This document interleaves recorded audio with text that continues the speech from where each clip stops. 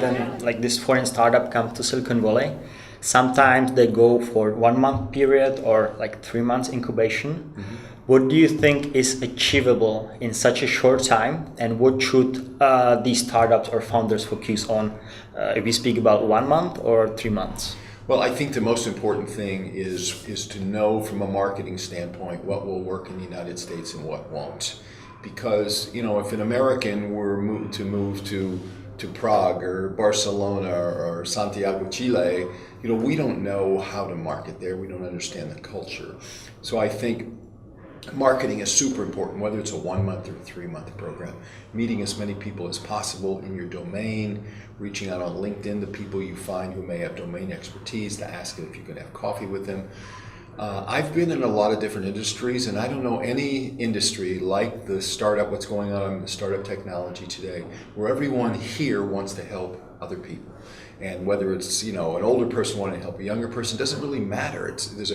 We move very quickly in the U.S. We want to help people. We're not guarded about sharing information. And so I think that really helps. I think that's why so many foreign companies are moving here, because things happen quickly here, and people are looking to help startups, whether it's with, building a team, whether it's a lawyer, whether it's funding from angels or funding from VCs. So much is happening here. This is the epicenter of what's going on in technology. And what's going on in technology today is just amazing and wonderful. If you already have an established business and you've got 200 staff and you've got an established clientele back there, and maybe there's some global companies, and maybe you've got the great connections to come out, oh great, 2 months might do it. I think that's rather unlikely for most people that are watching this. But if it's somebody who just has an idea and they have a program or something and they haven't tested it at home, if they have not, then coming out here for 2 months, I think is a fantasy. 2 months, you'll learn a lot if you go to a lot of networking meetings and you meet people. And every single day here, we have so many networking meetings. And some of them are not so useful, but others are more useful. But I would say meet as many people as you can, go to as many companies as you can. Most people are very generous with their time and very open. And so you can learn a lot in 2 months. But in terms of establishing a business, in terms of getting funded in 2 months, that's insanity. I think that's highly unlikely. Look, obviously you're constrained by time, whether it's 1 month or 3 months, but I think that both 30 days or 90 days is a good enough time to spend here and just spend time with people who are in a similar space or have done this over and over again. Because as I tell people that I'm mentoring or talking to, is that I've made some expensive mistakes and you learn from them. Now, had I had access to someone like that when I was starting my business, I could have not made those mistakes had I learned from them. So I think just learning from other people and their experiences really helps shape your business in a lot of ways. And I think the exposure here really to see how it's done and meet investors, meet mentors, meet fellow entrepreneurs. I think it's a wonderful opportunity, and I think that I would encourage people who have that opportunity to really take that. Usually one batch is about 3-4 months. That's usually how long it is. I think the best way is just to dive into the community. Because every business you do, think about two sides, internal and external. Internally, you need to manage your employee, develop your apps, manage your employee, develop contents, and also have enough funding, which is related to the external. Whereas, where do you want to launch your product, in the North American market or European market or even India market? I know one guy who's, I believe, is Caucasian, launched in India. One American guy launched in Africa. In telecommunications. So depends on where your market is. You need to study the factor of who is your audience, who you want to be on your board, who you want to be your strategic investors. So those are the factors that you really need to think about. So for the people who come here for the accelerator, I would suggest not only just for the accelerator, where they offer you mentorship and talk with the investors here, have a demo day and present your product, but also just dive into the community in Silicon Valley, because this is the most, I would say, probably the most accepting, even encouraging environment for startups to thrive. People are willing to try your products. People are willing to give you a chance on Indiegogo for crowdfunding, and angel investors, seed investors are willing to give you a shot by funding your initial stage, high-risk funding. So those are the factors that you need to think about.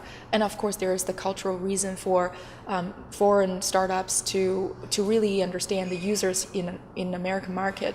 There is that factor. However, human feelings are universal. Like Airbnb, it's just global, and Uber is global.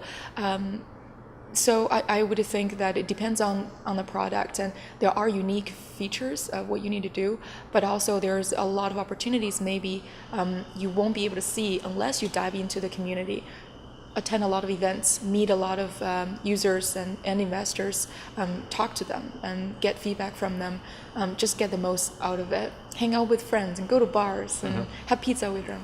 Right, definitely meet as many people as possible. I would say that visit Sand Hill Road and do a lot of networking, set up one-on-one meetings with the investors.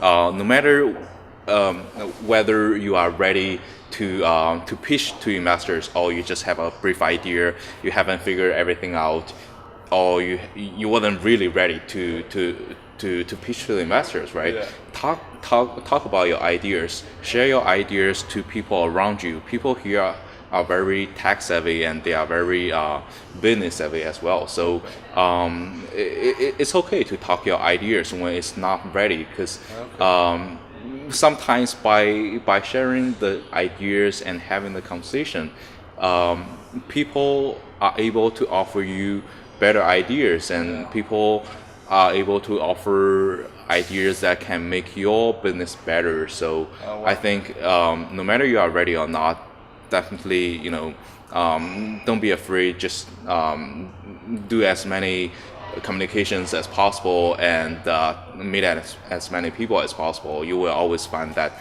valuable, even not like right now, but you can see that the network and the communications will be valuable sometime in the future.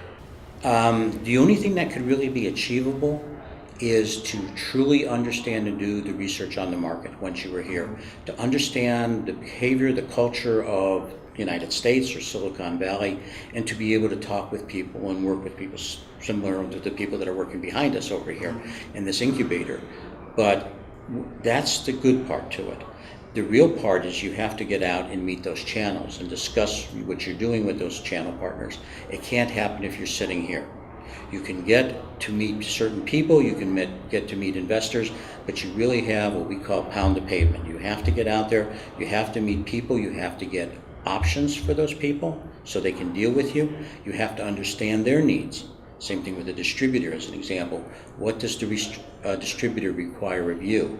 Okay, how do I sell to that distributor? That's not your end customer. The distributor is going to handle the end customer. You have to get to the distributor, and he's got to sell that product to the retailer, and then the retailer sells it, to the end customer. And there's different methods of doing that, and each one has to be sold in a different way. And the real problem that most startups have is they forget what Peter Drucker once said. There's only two things that are really important in business. One is marketing, and the other is innovation. And if they don't have something new and different that's going to grab somebody in their innovation in their product line, nobody's going to buy it. And if you don't know how to market to the people that are going to buy your product, then you're not going to sell your product. That sounds simple, and it is, but it requires research and time, and it requires the same type of testing that you would do in the development of your product. And most of them don't spend the time doing that. So this is an interesting place because this is the epicenter of where we believe everything happens, technology. We've got great schools, Stanford, Berkeley. We've got no lack of new ideas, new startups coming here. So the challenge that you guys face coming from a foreign country is the first thing you need to do, I think, is establish a local presence. because we've got so many choices to invest locally.